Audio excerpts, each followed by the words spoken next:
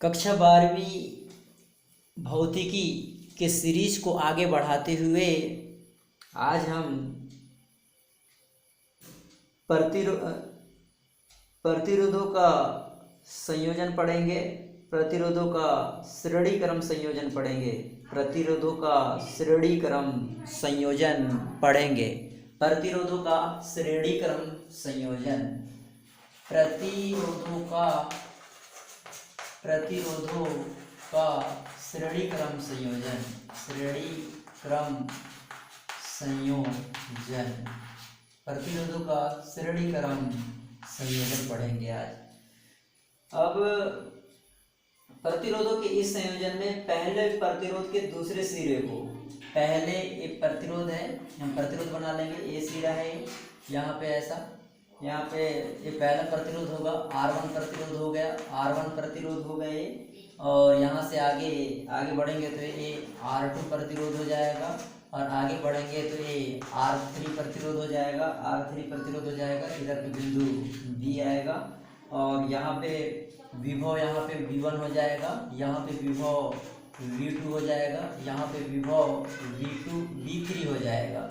और यहाँ से आगे जोड़ेंगे, यहाँ पे धारा रहेगी, यहाँ पे धारा ऐसे I रहेगा, ये धारा I हो गया, धारा I हो जाएगा। यहाँ पे सेल है, सेल E है, ये सेल E है, यहाँ पे कुंजी होगा, यहाँ पे कुंजी K होगा ऐसा। और इधर इधर पे धारा I होगा ऐसा, यहाँ पे धारा I होगा, यहाँ पे धारा I होगा। इसको कहते हैं प्रतिरोधों का श्रेणी क्रम संयोजन।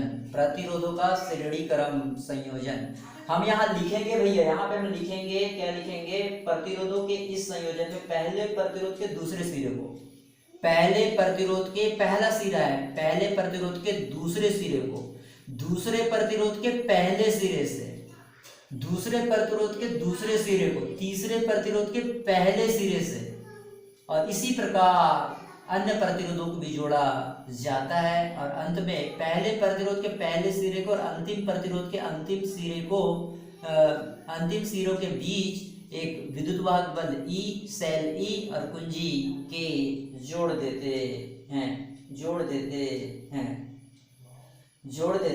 हैं। प्रतिरोधों के इस संयोजन हम लिखेंगे, प्रतिरोधों के इस संयोजन में, प्रतिरोधों के इस संयोजन में प्रतिरोधों के इस संयोजन में पहले प्रतिरोध के दूसरे सिरे को, यहाँ हम लिखेंगे पहले प्रतिरोध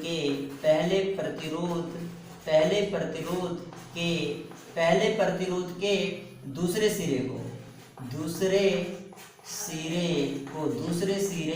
को पहले प्रतिरोध के दूसरे सिरे को, पहले प्रतिरोध के दूसरे सिरे को दूसरे प्रतिरोध के पहले सिरे से, दूसरे प्रतिरोध के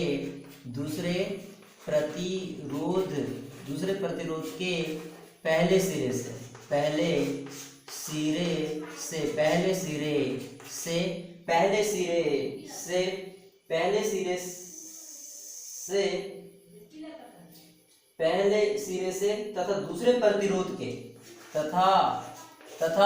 दूसरे प्रतिरोध के दूसरे सिरे को, तथा दूसरे प्रतिरोध के दूसरे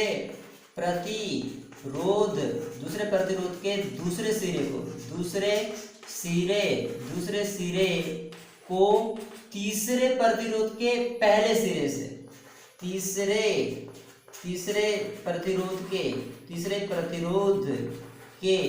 तीसरे प्रतिरोध के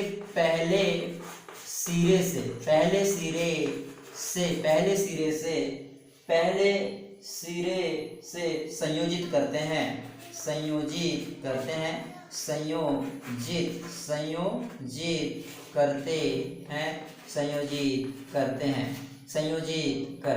एक बार समझो, पहले प्रतिरोध के दूसरे सिरे को दूसरे प्रतिरोध के पहले सिरे से, दूसरे प्रतिरोध के दूसरे सिरे को तीसरे प्रतिरोध के पहले सिरे से जोड़ देते हैं, संयोजित करते हैं। इसी प्रकार अन्य प्रतिरोधों को भी संयोजित करते हैं। अंत में क्या करेंगे? अंत में पहले प्रतिरोध के पहले सिरे, अंत में पहले प्रतिरोध के पहले सिरे और अंतिम प्रतिरोध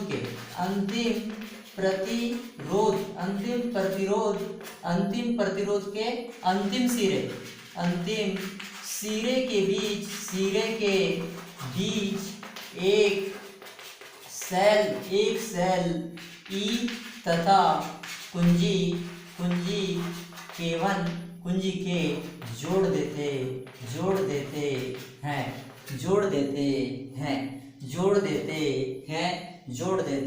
हैं। और इस प्रकार से हमारा प्रतिरोधों का डायग्राम बन जाता है। और धारा बहने के लिए एक ही स्थान है, धारा बहने के लिए एक ही मार्ग है। अतः ओम के नियम लगा दो। ओम के नियम क्या कहता है भैया? ओम के नियम कहता है प्रतिरोध R1 के सिरों के बीच विभवांतर प्रतिरोध R1 के सिरों के मध्य विभवांतर V1 के सिरों के बीच विभवांतर क्या होगा? V1 के सिरों के बीच विभवांतर होगा V1 बराबर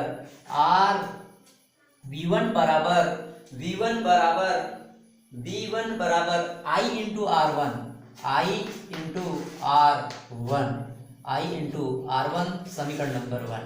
वैसे ही प्रतिरोध R2 के सिरों के मध्य विभवांतर क्या हो जाएगा? V2 बराबर I इंटू R2 समीकरण नंबर 2। इसी प्रकार प्रतिरोध R3 के सिरों के मध्य विभवांतर ये हो जाएगा V3 बराबर I इंटू R3 समीकरण नंबर 3।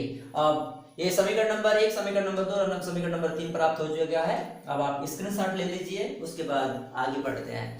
स्क्रीनशॉट ले लीजिए, उसके बाद आगे बढ़ते हैं। इसको मिटा देते हैं।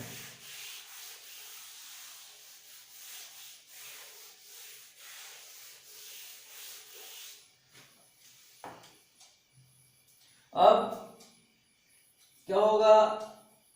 बिंदु ए और बी के बीच कुल विभवांतर निकालना है। बिंदु ए व बी के बीच कुल विभवांतर निकालना। क्या हो जाएगा?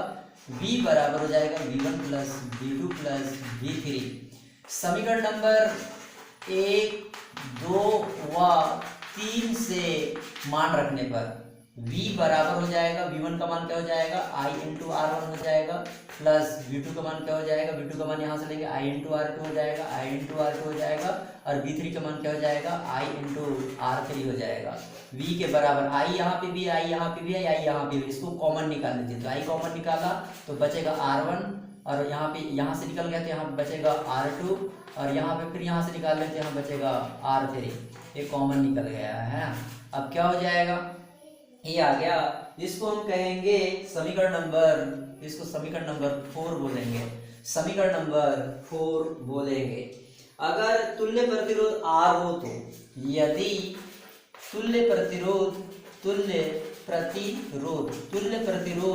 R हो तो ओम के नियम लगा देना है। ओम के नियम क्या होता है? V बराबर IR होता है। V बराबर क्या होता है? IR होता है। V बराबर IR होता है। तो इसको बोलेंगे समीकरण नंबर 5। अब समीकरण नंबर 4 और 5 से, समीकरण नंबर 4 व 5 से देखिए, लेफ्ट हैंड साइड दोनों का बराबर है तो राइट हैंड साइड को भी बराबर कर देंगे। लेफ्ट हैंड साइड दोनों में V है, इसलिए इधर हो जाएगा IR बराबर I into R1 plus R2 plus R3 ऐसा हो जाएगा, I से I कैंसिल हो जाएगा, तो R बराबर R1 plus R2 plus R3 ये हो जाएगा R1 R3 हो जाएगा, ये प्रूफ हो जाएगा, ये हो जाएगा प्रूफ हो गया। इसको कहते हैं प्रतिरोधों का श्रेणी क्रम संयोजन के लिए व्यंजक। परीक्षा में क्वेश्चन क्या आएगा, परीक्षा में क्वेश्चन आएगा प्रतिरोधों का श्रेणी क्रम संयोजन के लिए व्यंजक स्थापित करें। तो ये 3 नंबर का क्वेश्चन है, इसको आप लोगों को ऐसा बनाना है। ये 3 नंबर का क्वेश्चन है, इसको आप लोगों को ऐसे बनाना है। धन्यवाद।